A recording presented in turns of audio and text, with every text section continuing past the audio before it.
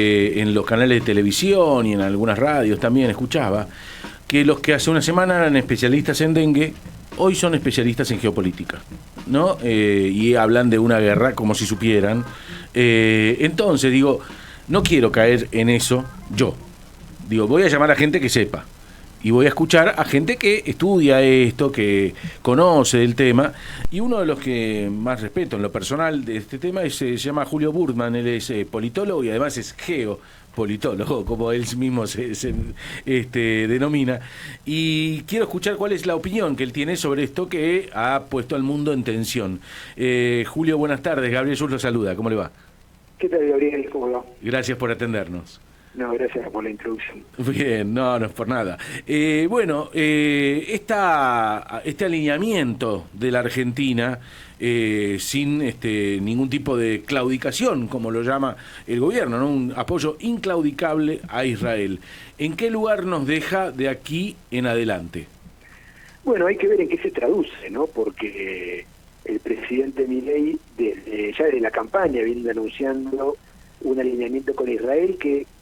Hablar de Israel es algo medio simbólico, ¿no? Porque Israel no es ni una superpotencia, ni una aliado comercial de la Argentina, es un país muy pequeño territorialmente y con muy poca población, pero hoy representa, ¿no?, en la política mundial, representa como a Occidente en Medio Oriente, ¿no? Por lo tanto, decir estás alineado con Israel es una forma de decir que estás alineado con Occidente.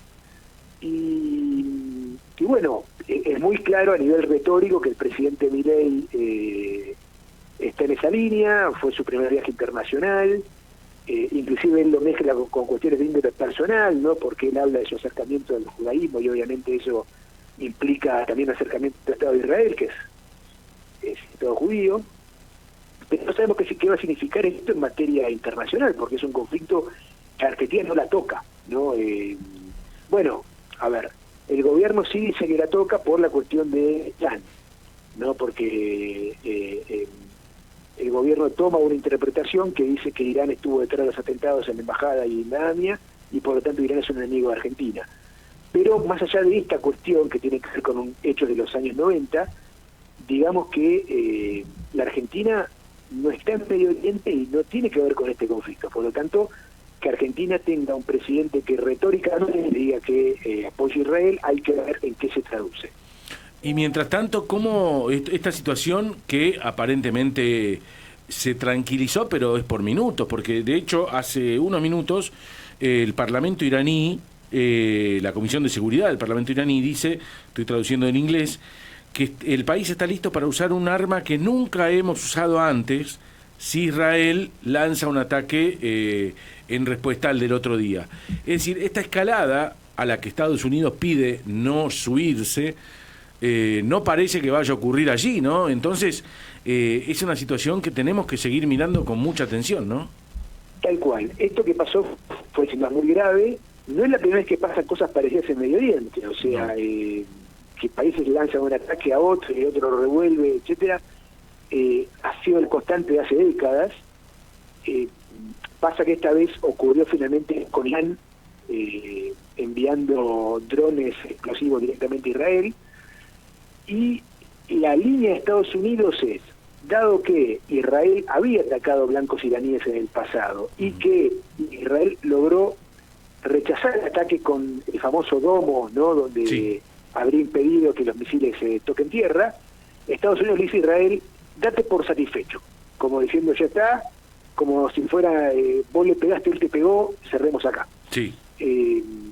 Ahora bueno, Israel prometió respuesta, por lo tanto hay que ver si el gobierno de Netanyahu va a hacerle caso a la recomendación enfática de Estados Unidos de no hacer una nueva represalia, o si se van a embarcar en un juego de represalia contra represalia hasta que estemos en un enfrentamiento. Esa es un poco la duda de estas horas. Y mientras tanto, ¿cómo se está acomodando el planeta, ¿no? Porque tenemos, por un lado, la guerra que estamos en Rusia y Ucrania, lo que está pasando en Gaza, y ahora empieza lo de Irán.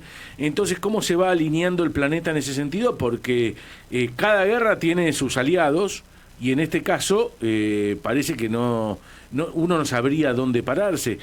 Argentina se está parando en el lugar que corresponde, estando del lado de Ucrania en la guerra con Rusia, estando del lado de Israel en la guerra con Irán y también con Palestina, por supuesto.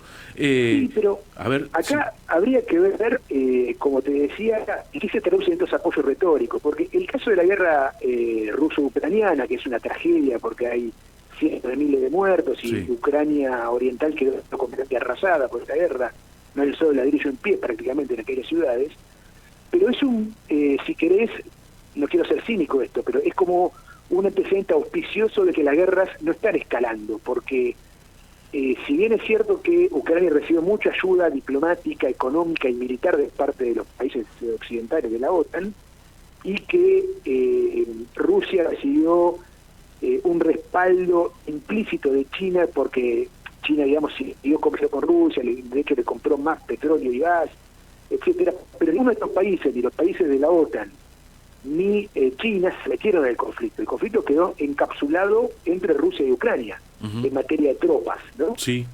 Por lo tanto, ¿por qué? Dado que ese conflicto era mucho más relevante geopolíticamente que este potencial conflicto entre Irán e Israel, si en aquel conflicto nadie se metió, ¿por qué se meterían en este? Digo esto por todas las especulaciones de que esto se va a globalizar y se van a meter todos los países del mundo en esto. Yo creo que los países no quieren entrar en guerras en el mundo contemporáneo, y ese fenómeno que veíamos en el siglo XX, de cómo se iban involucrando más y más países y las guerras se mundializaban, tal vez no estemos en este escenario.